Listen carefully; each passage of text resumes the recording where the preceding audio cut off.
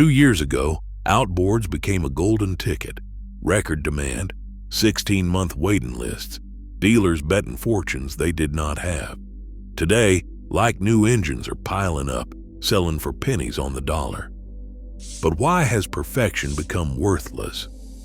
The answer reveals hidden financial traps and what you're not being told about what is really under the cowling. This story begins at the moment the frenzy broke, when an unstoppable boom turned into a spectacular collapse. In the spring of 2020, boat dealers across the country watched their showrooms empty out in a matter of weeks. Families locked out of travel and public events rushed to the water. Outboard engines, once a seasonal purchase, became a lifeline for recreation and escape. By midsummer, even seasoned dealers were stunned. New buyers flooded the market, snapping up everything from 25 horsepower runabouts to 300 horsepower offshore rigs. Sales records shattered month after month. By the close of 2020, the industry logged its highest unit sales in over a decade.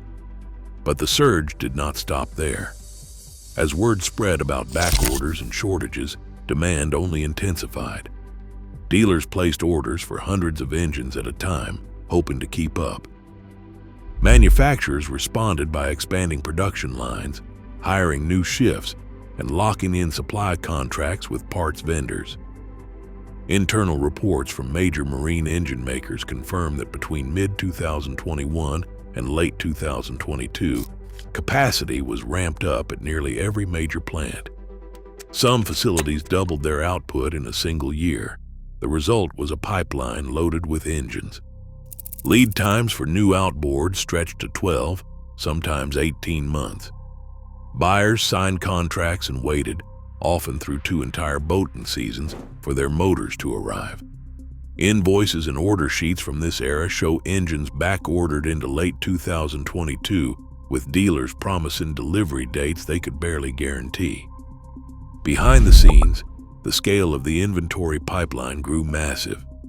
Dealers were not just selling to customers, they were betting on the future, placing orders far beyond normal volumes. A single mid-sized dealer might have 60, 80, even 100 engines on order, all financed on credit. Some did it to secure volume rebates, others out of fear of missing out as supply chains tightened.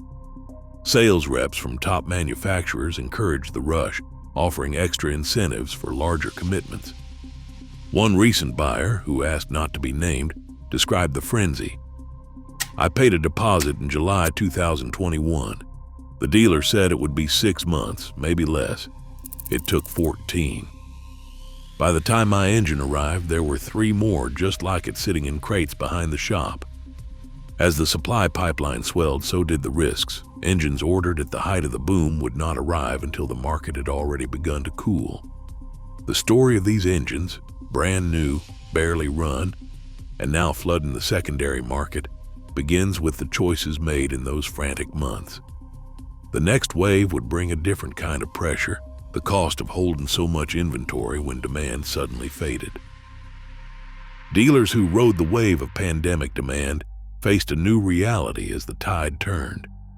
The inventory that once guaranteed profits now became a liability, and the financial machinery behind it exposed every risk. Most dealers relied on floor plan loans to stock their showrooms, lines of credit that let them fill warehouses with engines, often before a single buyer had signed a contract. The process was deceptively simple. The lender paid the manufacturer directly, and the dealer took delivery. But every engine sitting unsold meant interest ticking upward day after day. Manufacturers sweetened the deal with volume rebates. Sales representatives promised extra margins for bigger orders, sometimes a rebate of $1,500 per engine if a dealer could top last year's numbers. These incentives pushed dealers to commit to far more inventory than they would have in a normal year. For many, the only way to keep their territory or secure the best discounts was to keep ordering, even as the market cooled.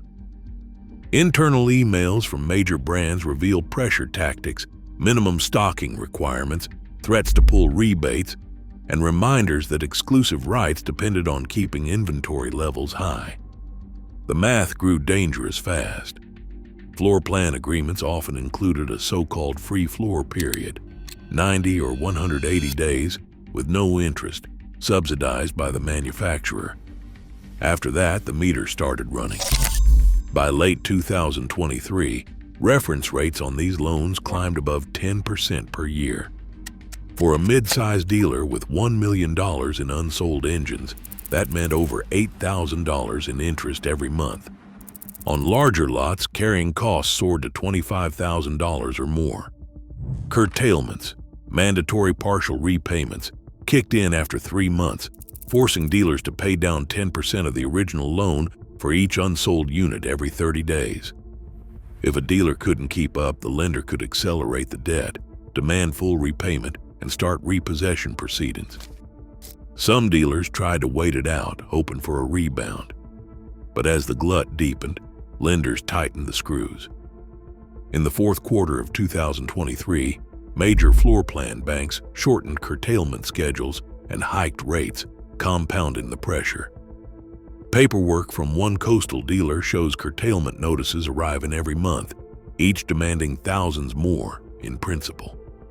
Miss a payment, and the clock accelerated, repossession teams dispatched, inventory loaded for auction or export. The incentive trap was set long before the first engines hit the auction block. Dealers who chased rebates and volume bonuses found themselves locked into a system that punished slow sales with mounting costs. The result was predictable. Engines that looked brand new, still in their crates, now had to be liquidated at a loss just to stop the financial bleeding. Behind every like-new outboard dumped on the secondary market sits a trail of rebate forms, loan statements, and curtailment schedules, a paper record of a gamble that didn't pay off. The next step for many was to make those engines as attractive as possible, hoping a fresh coat of paint or new decals might help them stand out in a market flooded with perfection. Inside a nondescript warehouse, the transformation begins with a stripped-down engine. Technicians unbolt cowlings, remove panels, and peel away faded decals with heat guns and careful hands. Every surface is washed with marine degreaser, scrubbing away salt, oil, and years of grime. Sandpaper glides across old paint, first coarse, then fine, erasing corrosion and feathering out scratches until the metal feels smooth under the fingertips. In some cases, pitted aluminum is filled, fiberglass repairs are blended, and any hint of previous damage disappears beneath layers of primer. Spray guns hiss as color-matched marine paint coats each part in thin, even layers. Between coats, the surface is sanded again, chasing a factory gloss. A clear lacquer seals the finish, locking in shine and weather resistance. New decals, sourced from aftermarket vendors or cut to match original designs, are pressed into place with practiced precision. For engines with battered cowls, replacements are swapped in, sometimes salvaged from other units, sometimes brand new. The goal is visual perfection. No mismatched paint, no remnants of the old identity, no sign of wear. A technician with sleeves rolled up and hands stained with primer describes the rhythm of the work and says they do about 20 a week. Most of these came in looking rough, scrapes and sun fade, some with corrosion around the mounts. Once they are done, you cannot tell them from new. Labor for each engine ranges from 5 to 12 hours, depending on the damage. Material costs add up: abrasives, cleaners, paint, clear coat, and decal kits. For a typical job, the outlay is a few $100s in parts, but the labor is where the investment lies. At shop rates of $60 to $120 an hour, the total bill can reach over $1,000 for a high-end cosmetic overhaul. Still, compared to the value lost on an unsold engine, it is a small price to pay. Industry surveys estimate that between 60 and 80% of late-model outboards passing through auctions or wholesale channels receive some level of cosmetic restoration before resale. The process is systematic, driven more by volume than by craftsmanship. In high turnover shops, the focus is on speed, wash, sand, spray, decal, and out the door. Mechanical checks are minimal: a compression test, a quick diagnostic scan, maybe a visual inspection of the lower unit. If it starts and idles, it is tagged as Grade A. The rest is left to the next owner to discover. The result is a fleet of engines lined up in rows, glossy, spotless, and indistinguishable from showroom stock. But beneath the surface, the story is often very different. For buyers, the shine is seductive. For sellers, it is a last-ditch effort to move inventory in a market that values appearance above almost everything else, at least until the hammer falls at auction and the true worth is revealed. Engines that once gleamed on showroom floors now travel routes few buyers ever imagined. Nearly half, 44% of surplus outboards leaving U.S. warehouses are loaded into shipping containers bound for ports in West Africa and Southeast Asia. Export brokers operating under names like Atlantic Traders or Acon Export Solutions specialize in moving these engines quickly and quietly. Their cargo manifests list dozens of units per shipment, often labeled as is and stripped of any remaining warranty. In destination markets, importers pay little attention to U.S. emission standards or service records. The focus is on horsepower and price, not compliance. Once the engines cross the dock, their histories vanish. Manufacturer warranties are voided, and any future repairs become the responsibility of the new owner, regardless of what lies beneath the paint. Another 28% of these motors never make it to another boat. Instead, they are stripped for parts or shredded for raw materials. Salvage operators faced with mountains of unsold units break down engines that might have only a handful of hours on the meter. Aluminum, copper, and steel are separated and sold by weight. In 2024 alone, environmental records confirm that over 9,300 operational outboards were processed as scrap metal, bypassing recycling requirements that would have forced more careful disposal. Industry lobbying carved out exemptions, allowing shops to destroy engines built after 2020. Environmental groups call it a scandal, pointing to rows of viable engines headed for shredders, their only crime being surplus in a saturated market. The gray market absorbs another 25%. Here, engines circulate through unregulated dealers, online listings, and cross-border transactions. Many are advertised as like new, with vague hour counts and stock photos. Serial numbers are often missing or obscured. Some units have their digital hour logs reset, masking years of use or hidden mechanical faults. Warranty coverage is rarely mentioned, and buyers, often lured by low prices, take on all the risk. Consumer complaints and class action lawsuits have multiplied, with buyers discovering engines that look flawless but fail within months. Export and scrap channels drain the domestic pool, leaving fewer engines for resale at home and deepening the price collapse. As the glut is dispersed around the world or ground into metal, the market for used outboards grows thinner, and the true cost of overproduction becomes impossible to ignore. Behind every like-new engine that disappears overseas or into a shredder is a story of wasted potential and regulatory blind spots, an industry pushing inventory out of sight, but not out of consequence. These are the hidden costs we can no longer afford to ignore. At the heart of the collapse lies a scene that would have been unthinkable just 2 years ago. Rows of outboards, their paint flawless, cowlings unblemished, line up beneath the harsh lights of an auction warehouse. The air is thick with the low hum of anticipation as the auctioneer calls out numbers, but the bids come slow, if they come at all. Engines that once commanded $8,000 or more struggle to break $3,000. On average, the hammer falls at just 35% of their original price, plunging 65% from the heights of the pandemic boom. A custody log tells the journey of a single 150 horsepower outboard surrendered in Jacksonville in December 2024. The engine, with less than 50 hours on the clock and a spotless exterior, moved from dealer floor to repo transport, then to a Chicago auction house. The chain of paperwork is clinical, each transfer a mark of value lost. When the gavel drops, the final sale registers at just 27% of its 2022 sticker price. The auctioneer, voice steady, notes the next lot. There are no celebrations, only resignation. Behind the scenes, lenders and banks push these engines into liquidation, unwilling to wait for a rebound that may never come. Dealers walk away from trades, unwilling to carry the burden of negative equity or mounting interest. Some engines never leave their crates before being marked down for auction, the plastic wrap still clinging to the cowl. Others, freshly refurbished, gleam under the warehouse lights, new decals, polished metal, no hint of use, yet fail to attract a single serious bid. For every engine sold, dozens more sit idle, their fate uncertain. The market is saturated, buyers wary, and the old rules no longer apply.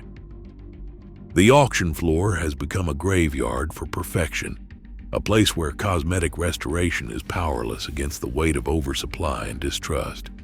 Each markdown is a record of vanished confidence and lost capital, proof that in this new reality, even the most immaculate outboard can be nearly worthless. A flawless exterior can draw the eye, but true condition lives in the data.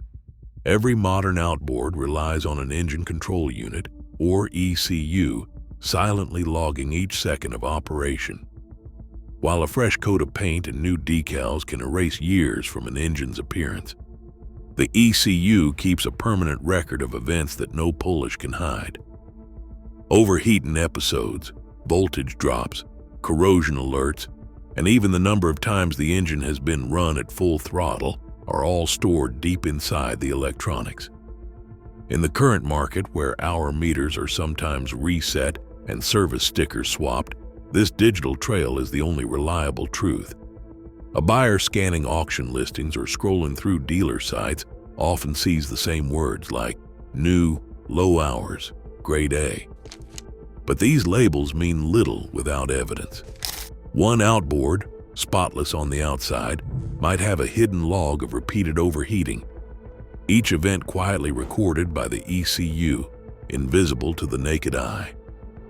Another may show only 50 hours of use, but a diagnostic scan reveals a history of low oil pressure warnings or saltwater corrosion, each one a red flag for future failure. In 2024, consumer complaints and lawsuits surged over engines that failed months after purchase, their problems masked by cosmetic restoration and incomplete disclosures. Protecting yourself starts with a simple rule: never trust appearance alone. Before considering any like new or refurbished outboard, request a full ECU printout. The most telling data points are total run hours, list of recorded fault events, highest temperature reached, voltage irregularities, and any resets or gaps in the log. If the seller hesitates or cannot provide this, walk away. Next, insist on the original sales receipt and maintenance log. Check that the serial number is intact, matches the paperwork, and has not been tampered with. Demand high-resolution photos showing both sides of the engine and the serial plate. Finally, do not skip a compression test or a physical inspection for signs of painted over corrosion, mismatched parts, or missing fasteners. A 5-step checklist protects even seasoned buyers. ECU scan, verified serial, maintenance records, clear photos, and a hands-on check. In a market where perfection is often only skin deep, these are the safeguards that separate a smart purchase from an expensive mistake. The difference between a bargain and a disaster is rarely visible on the surface. It is written in the data and in the diligence of the buyer willing to look beneath the shine. Today, the gap between flawless appearance and real value is wider than ever. As global oversupply and buyer skepticism reshape the market, a pristine shell no longer guarantees trust or worth. In an age where surface details can hide costly truths, every purchase demands vigilance. Sometimes a flawless surface lasts only until you look closer. Share your own marketplace stories below.